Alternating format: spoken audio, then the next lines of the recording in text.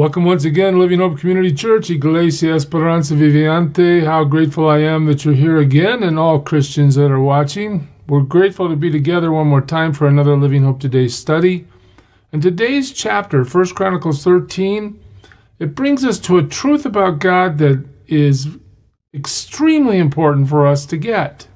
You know, some of us just disregard what God says, and we decide that we're going to worship God however we feel like worshiping God, and that, you know, if we're good people, God's going to honor us because we're so sincere and we have really good intentions. And in our own eyes, most of us would say we're good people.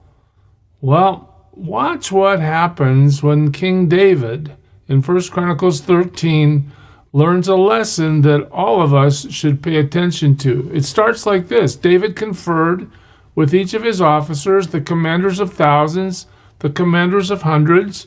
You remember that the last chapter has told us about all these mighty warriors that are surrounding David. They want to support him. They're very efficient and capable in their military capacities. Well, here we go. David's talking to them, all right? He then said to the whole assembly of Israel. So now he's talking to the whole nation.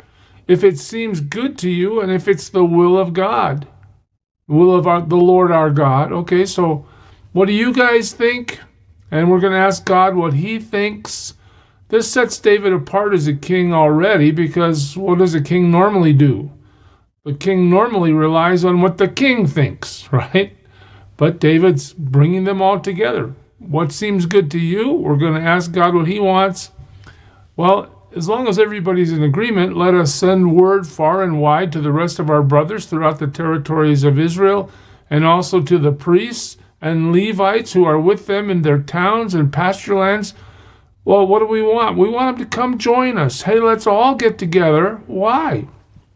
Well, let us bring the ark of our God back to us, for we did not inquire of it during the reign of Saul. The whole assembly agreed to do this, because it seemed right to all the people. So David is sincerely wanting to do something that's a good thing. You know, he instructed Moses years and years and years and years before to build an ark. And that ark has seen various places in its travels, but David's now saying, let's bring that ark back to Jerusalem. Let's bring it where it belongs. It symbolizes the presence of God, the holiness of God, the law of God. Let's bring it where we will have it where it's supposed to be. What a great idea. And offered sincerely and offered with consensus. Everybody agrees. So far in this chapter, everything's going great. So David assembled all the Israelites from the Shihor River in Egypt to Lebo Hamath to bring the ark of God from Kiriath Jearim. So we're just moving this one piece of holy furniture, right? That's what we're doing. Okay, David and all the Israelites with him went to Baalah of Judah, Kiriath Jearim, to bring up from there the ark of God the Lord, who is enthroned between the cherubim, the ark that is called by the name. So in verse 6, you know, the chronicler is telling us everybody understands the spiritual significance of this. This is God's ark. This is, he's the one that created it or commanded its creation. This is representing his very presence.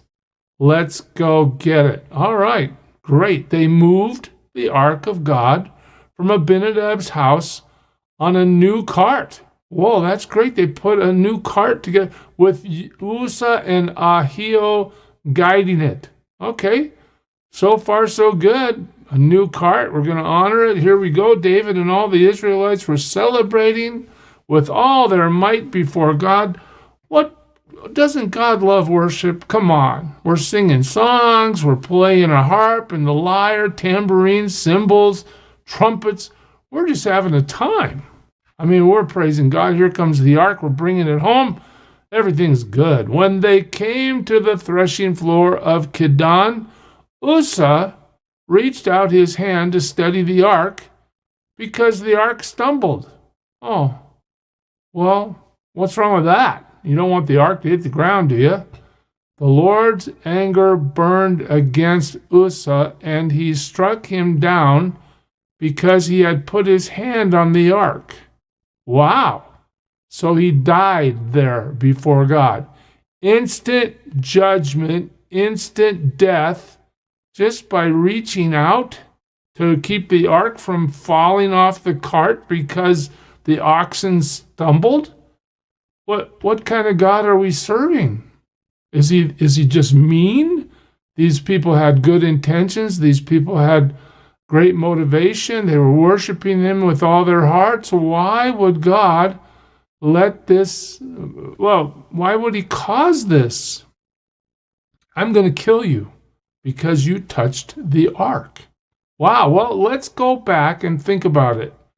Numbers 3. Now, this is insightful for a few reasons, but one is to understand that when people worship God outside of what God has said, they're putting themselves in the bullseye of God's judgment. He's not happy with sincerity. He's not happy with good intentions if they are not based on the truth of what he has said.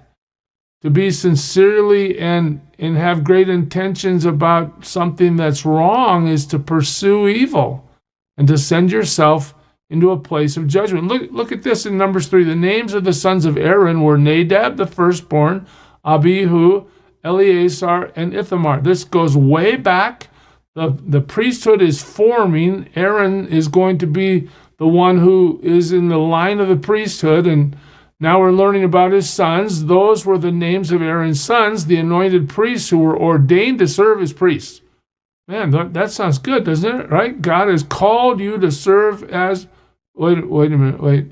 Nadab and Abihu, however, fell dead before the Lord when they made an offering with unauthorized fire before him in the desert of... Wow. So God's penchant for murder, well, I shouldn't say murder, but judgment, killing those who would absolutely defy him by doing what he has forbidden. We see it in Numbers 3. Here, 2 guys fall dead through their disobedience. So what about transporting the ark? What should we know about that? Well, let's go to Exodus 25. What has God said?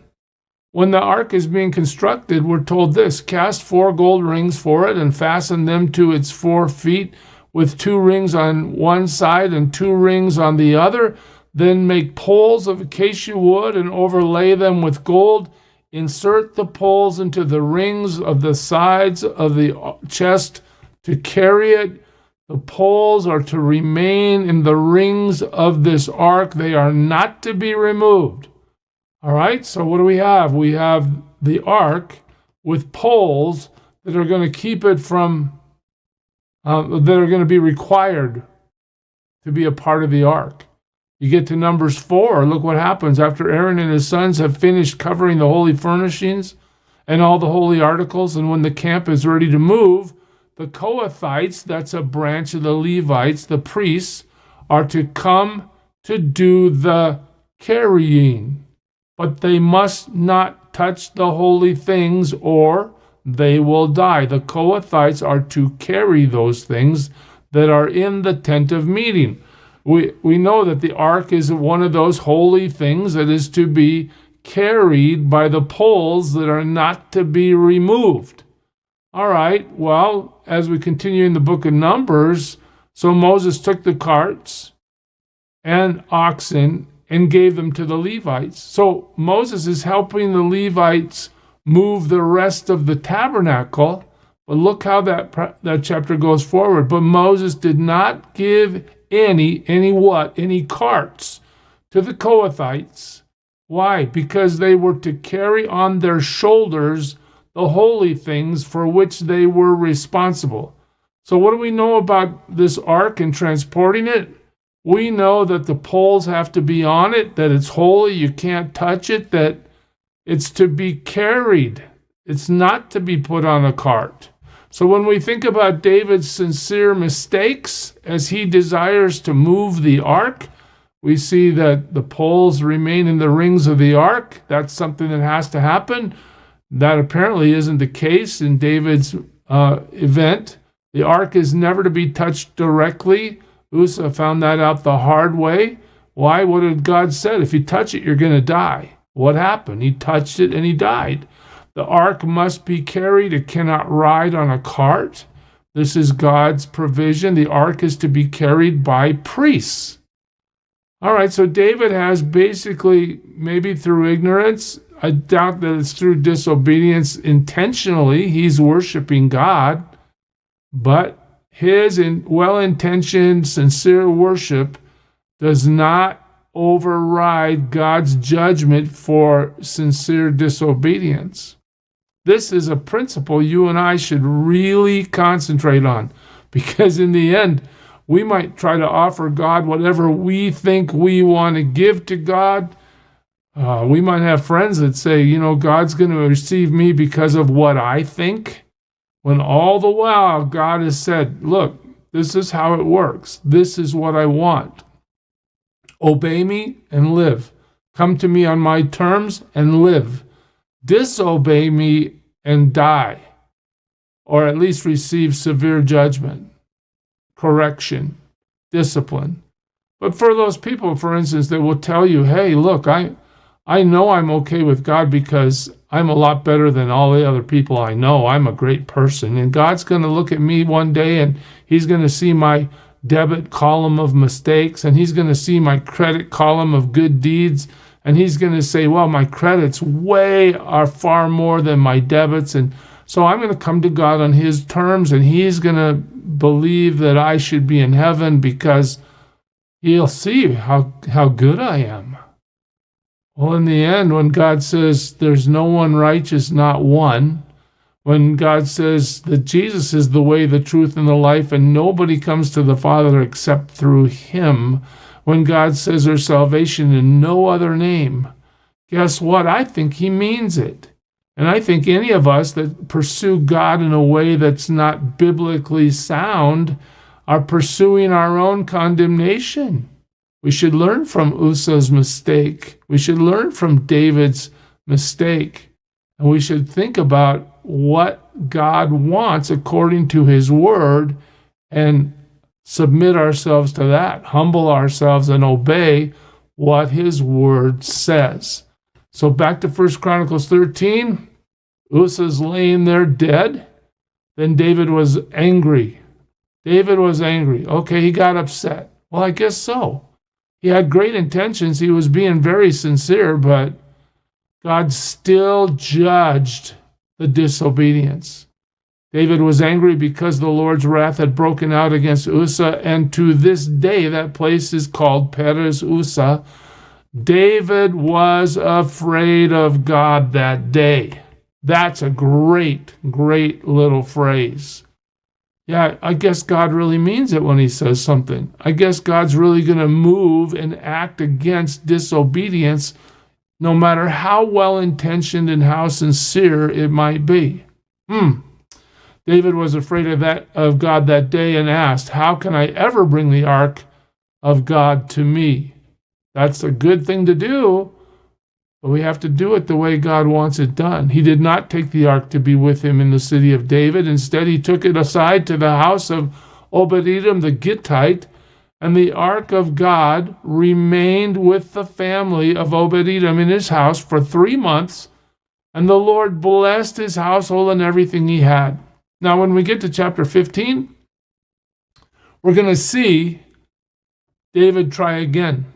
And this time, he's going to pay attention to what God has already instructed and do it the way God wants it done. But today, the lesson is here. Are we willing to say to God, I submit to your word. I submit to what you want. Isn't that how Jesus instructed us to make disciples? Teach them to obey everything I've commanded.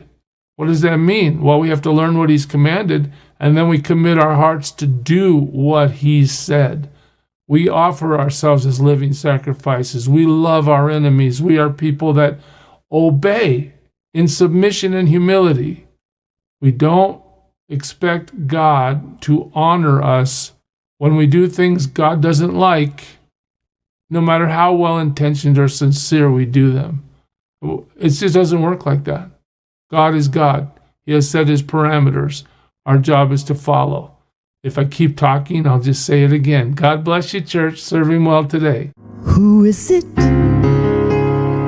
who for sinners shed his blood, and now for cleansing all can plunge beneath that flood? It's Jesus.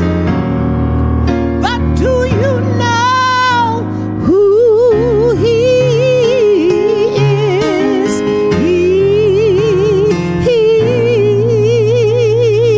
He's the